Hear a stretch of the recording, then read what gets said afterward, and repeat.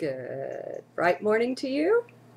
This is the start of a new trecena. The Mayan day today is 1 Flint, and so for fun, I thought I would read to you what you can find out by clicking the link at the top of each transcript inscribed.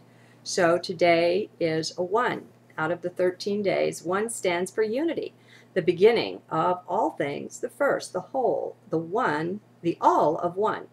Assertive and self-guided, these persons or days give a good push to whatever project they are associated with. One person's work best when meeting a challenge. Do not expect one to be attentive to details or to put the finishing touches on things. Now we combine that energy, which is the galactic tones, sometimes said to be the intentions of creation. Hard to say. I mean, we're putting words to things that are well beyond words.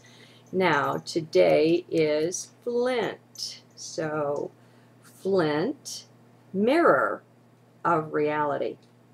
As a struck flint, these persons or days are the divine sparks of intelligence. Flint's innate abilities are utilized to discriminate emotions from facts.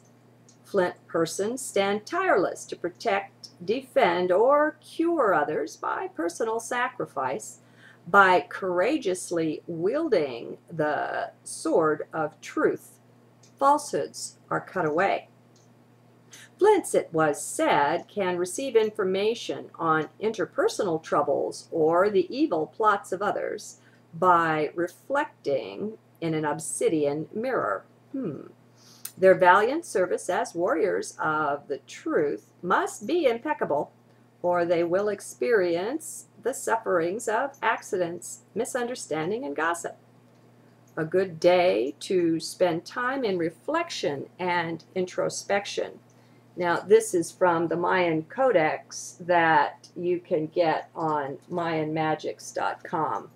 But, you know, you don't have to buy the Codex. You can just click the link and you can get the information whenever you like.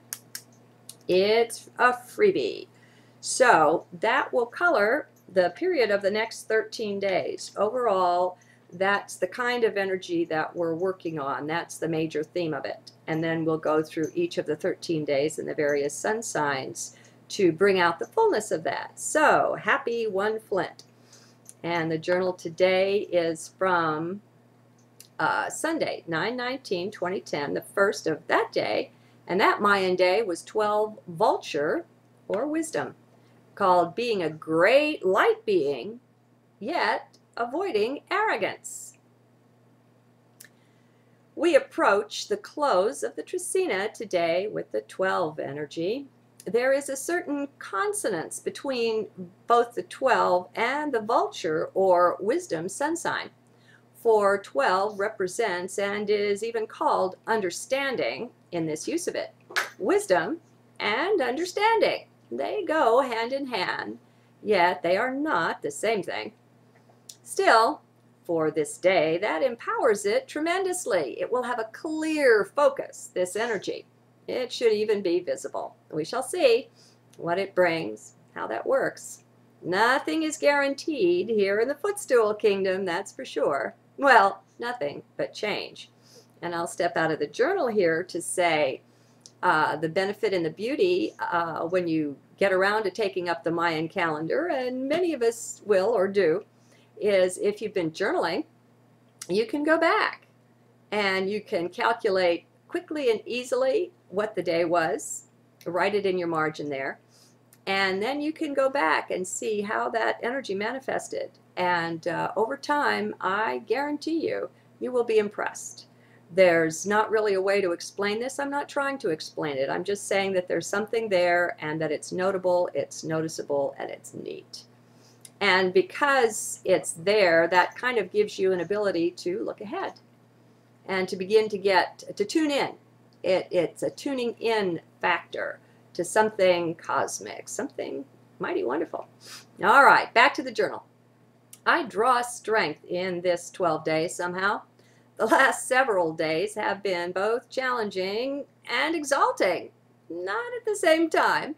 A bit more challenge than exaltation, perhaps, but then one can go a long way on a little exaltation.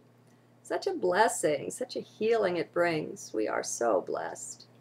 It is quite wonderful that there are so many of us, you know. Each one is a specialty, all its own. No two of us have walked the same pathway, even in this life, much less when you put all our lifetimes together. That is specializing indeed. Each one is working along certain lines to manifest and master certain things.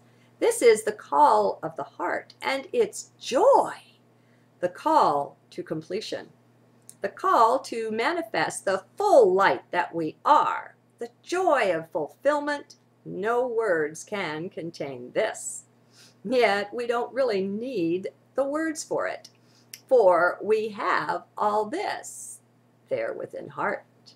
Each has his or her own sacred journey, many coming to a certain completion right now, in this sacred age too that's upon us.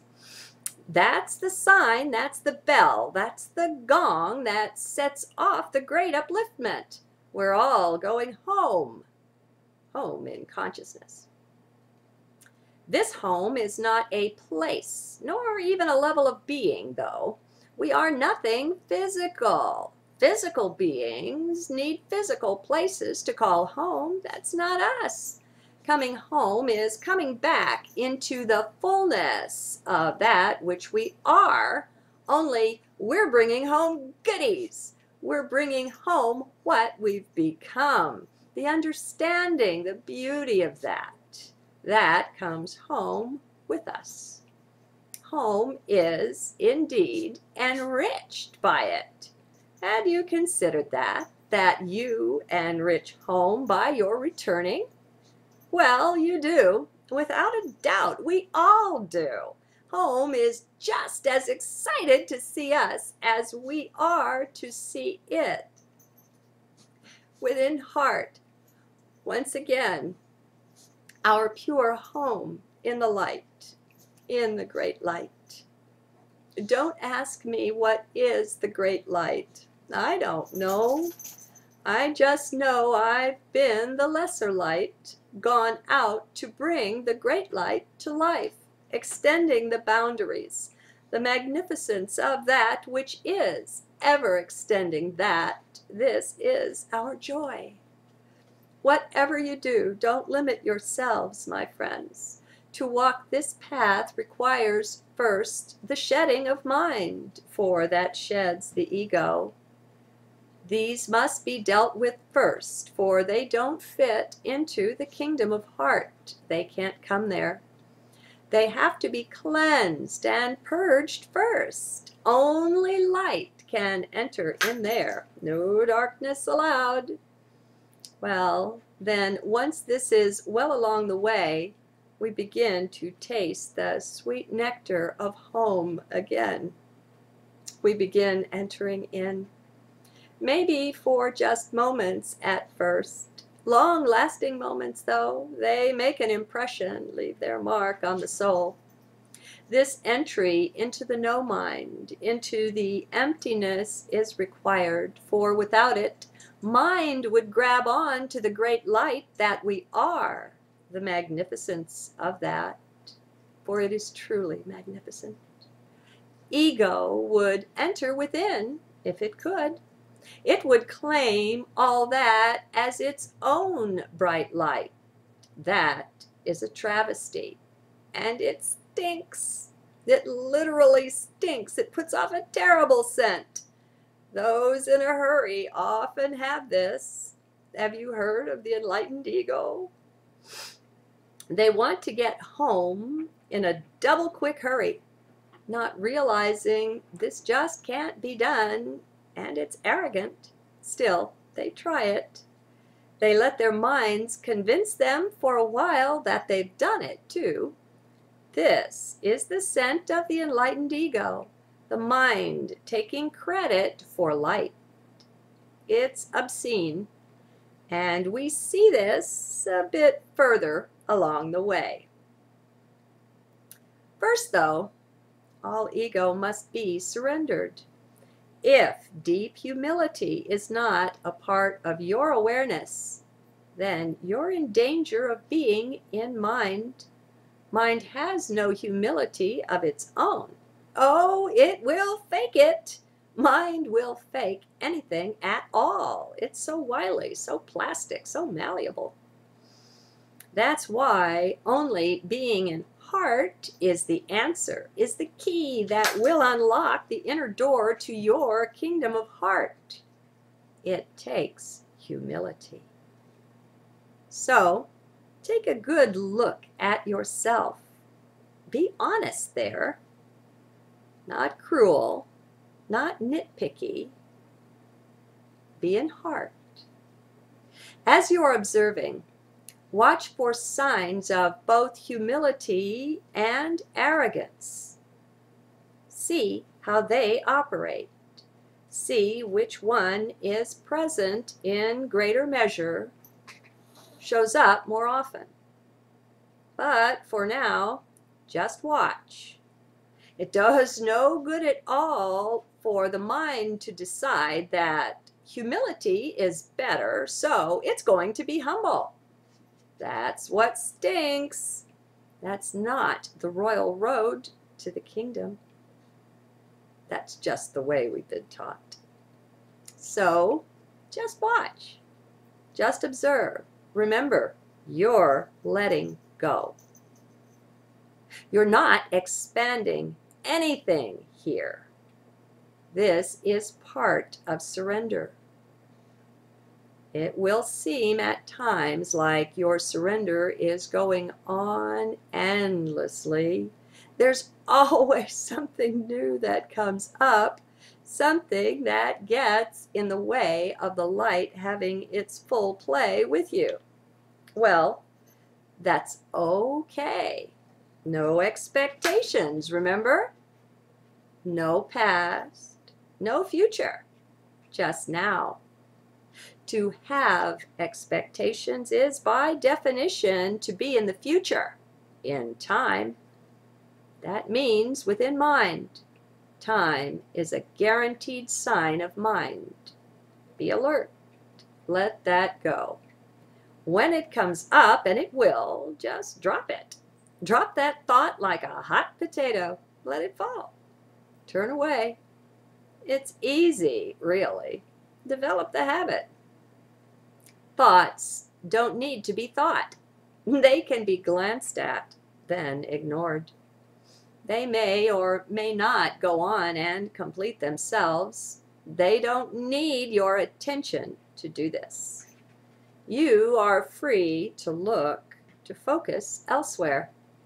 This is disidentifying from mind.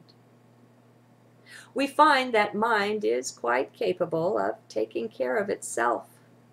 It doesn't need the babysitter of our attention to keep minding it. It goes on independently. Yes, I know. It's rather amazing. Well, there are many more amazements left to discover. So just enjoy this one. It's tremendously empowering.